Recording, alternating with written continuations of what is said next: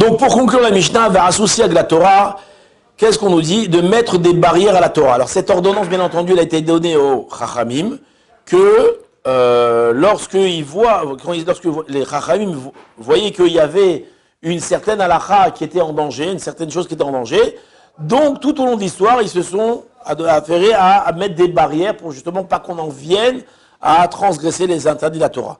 Maintenant, comme on avait expliqué au début, ça ne parle pas que aux sages, ça nous parle aussi à nous. Maintenant, nous, on a un très grand défaut.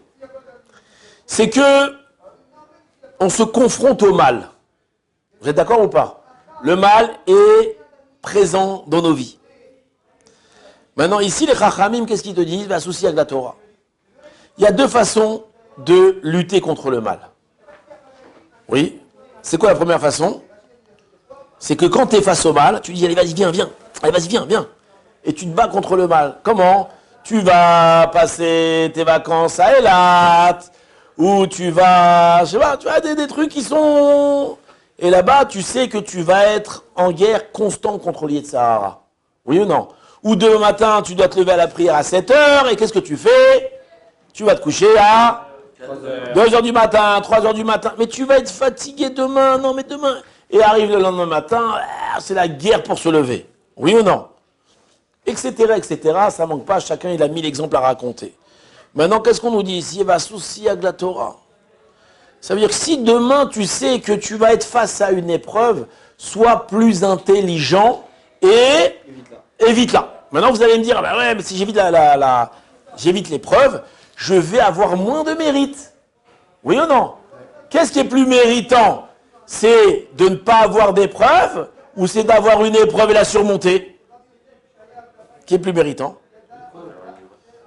Alors, cette question-là, où on l'a vu? C'est pas Pachout? Alors, cette question-là, on l'a vu où ça? Le Gaon de Vilna, un jour, le Maguide de Duvno, il était avec le Gaon de Vilna. Et le Maguide de Duvno, c'est qui le Maguide de Duvno? Si, c'est un grand commentaire sur la Torah qui raconte beaucoup de machalim, beaucoup de paraboles. Maguide de Duvno. Maintenant, qu'est-ce qu'il dit, le Maguide de Duvno? Le Gaon de Vilna au Maguide de Duvno, il dit, fais-moi du moussard. Dis-moi une parole pour me renforcer. Alors, Maguide de Duvno réfléchit, il lui dit, moi aussi je pourrais devenir le Gaon de Vilna si je m'enfermais toute la journée aussi. Parce que vous savez, le Gaon de Vilna ne sortait pas dans la rue. C'était un homme qui était chez lui, il sortait très rarement, et plus que ça, il étudiait à la lumière d'une bougie. C'est même le jour, il fermait les fenêtres, il étudiait à la lumière d'une bougie. C'est quelqu'un qui était très très farouche, comment on dit farouche? Il était très séparé du monde.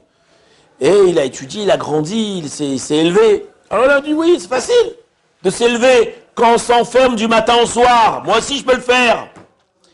Et le gras, il lui raconte, le Gaon de Vilna, il lui raconte, il lui dit non, c'est pas juste ce que tu dis. Il n'y a pas de... La mitzvah, elle n'est pas de se confronter au mal. La mitzvah, elle est d'éviter le mal. Et Akadosh Baruch Hu, il a un plus grand nachat roar. Comme ça, il lui a amené un pasouk. Je ne me rappelle plus. Je me rappelle du pasouk.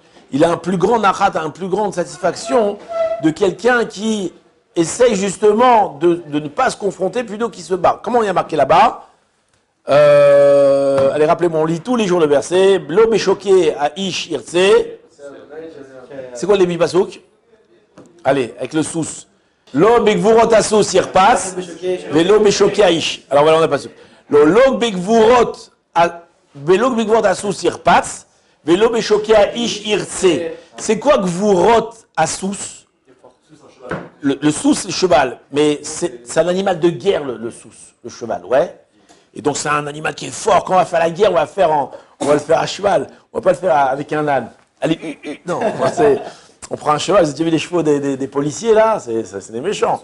Donc quand on va faire la guerre, c'est un animal de guerre. Donc l'obik vous rotasous, ni la force du cheval, vélo choqué à ish. C'est quoi choqué à ish? La cuisse. La cuisse, à mon avis, enfin je pense que oui, c'est le muscle, le plus gros muscle du corps. D'accord? Donc c'est l'endroit où il y a de la force là-bas. Et donc qu'est-ce qu'il dit? Ni la force du cheval, ni la puissance de la cuisse, Hachem, il recherche. Qu'est-ce qu'il recherche? L'obéchoga, il cherche. Oh, il recherche ceux qui le craignent. Et comme ça, il lui a dit le Gaon de Vilna. D'accord? On ne cherche pas maintenant des vaillants, des bonhommes qui vont se battre avec le Yetzera à coups de...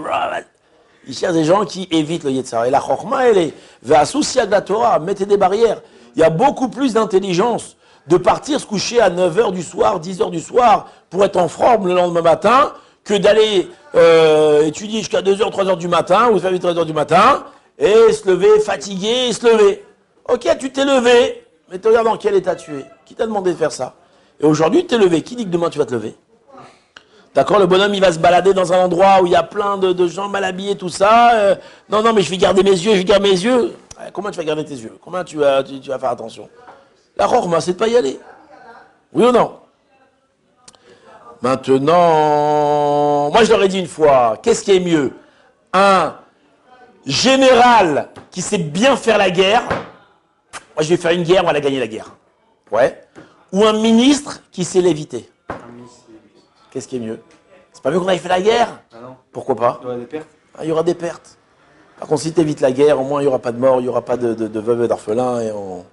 Et donc c'est ça qui nous dit, le Chachamim va associer à la Torah. Ne va pas fricoter avec le mal. Éloigne-toi du mal. Mets des barrières. Si tu sais qu'en allant à tel endroit, tu vas être tenté, ben n'y va pas. Oui, mais tu comprends si... Et alors, n'y va pas, il ne va rien se passer si tu n'y vas pas. Voilà, Bezrat Hashem, Hashem y Bezrenu.